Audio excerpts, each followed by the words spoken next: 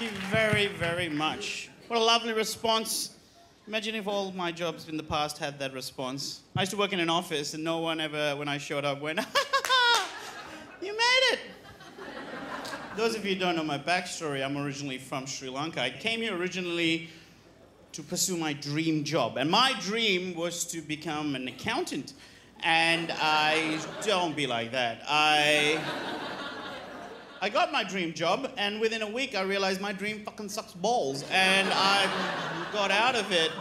I got out of it because I didn't, for a bunch of reasons. Firstly, the reaction I'd get when I tell people I was an accountant, right? They'd be like, just women would throw themselves at me. Like, come on, ladies, back off. Let a player breathe, please. Now, I think the real reason I got out of it is because I felt like I was too much of a stereotype, you know what I mean? Another brown accountant, a Sri Lankan who's good with numbers, because that's what I became, a money cruncher, a curry-munching money cruncher, and I didn't want to do that. So I got out of that, I became a stand-up comedian, which was a difficult thing for me to do because I have a phobia of public speaking. It's a genuine phobia called glossophobia. I know, it's hard to believe that I have a fear of public speaking because fucking look at me go now. No. I overcame my fear. Where the fuck's my Australian story? Triumph over adversity. You love that shit, ABC?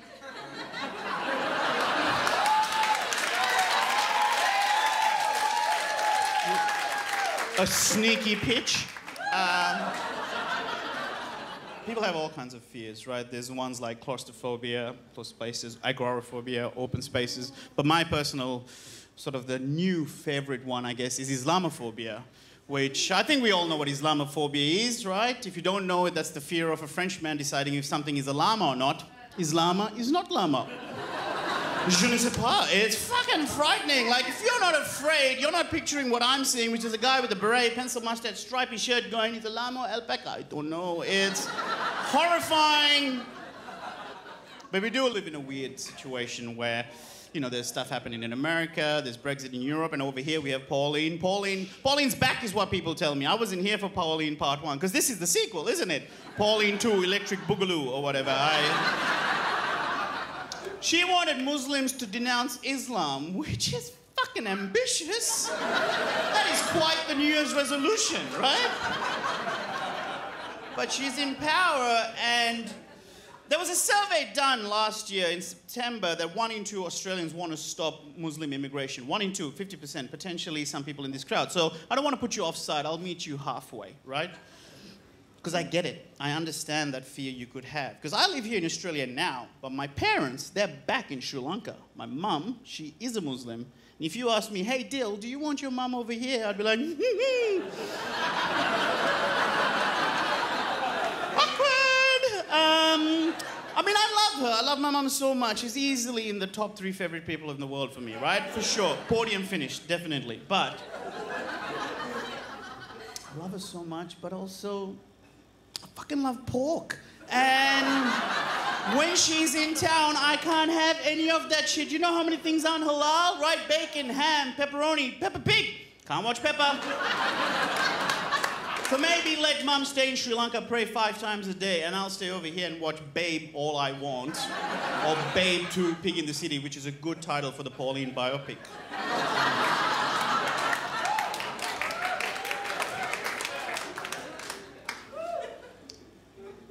Mum is a Muslim woman, but she was a very strong religious woman, but also she was progressive enough to marry someone who was not Muslim. Because see, my dad, he's a Buddhist. So it was nice having 2 progressive parents. I kind of wish they stopped there, though, because my Buddhist dad and my Muslim mum sent me to a Catholic school. Great, because I wasn't fucked up and confused enough already. Like, they loved me, but they clearly loved a practical joke way more, obviously. So I got all these influences, like it was like a potpourri of religions, right? And it was kind of nice because I felt like I got to sample all the holidays. You know, in school we had Christmas and Easter. At home we had like Ramadan and Hajj, and the Buddhist side would celebrate the inevitability of death and the constant sadness. We celebrated it all. It felt like my parents had subscribed to Netflix, Stan, and Foxtel, and I was never going to miss out on any of it.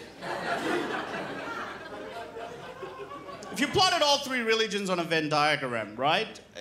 Islam, Buddhism, Catholicism. In the middle is what I took out of life, which was basically don't be an asshole. Right? Don't be an asshole. That's not what it says in the exact scriptures, obviously. To be honest, I've never read him. But I think that's what all three say. Interestingly, as much as all three said don't be an asshole, all three are quite homophobic. So it's don't be an asshole, but also don't go in an asshole. That's... I'll leave you on this, right? Even though I feel like I've overcome my homophobia, I do worry that deep down it's still there and it rears its ugly head once in a while. I was walking home one night after a show and then I saw two guys holding hands, just holding hands, and my brain's instinctive reaction to that was to go, oh God, that's disgusting. And I was horrified because I could not believe how bigoted my brain actually was. Because clearly, even though intellectually I've accepted there's nothing wrong with that, brainwashing I received as a child has clearly impacted me and it just came out and I felt really shitty. And then I kept walking along, and then I saw a guy holding hands with a girl, and then my brain's reaction was, oh God, that's disgusting. That's when I realized, wait a minute, I'm not homophobic, no.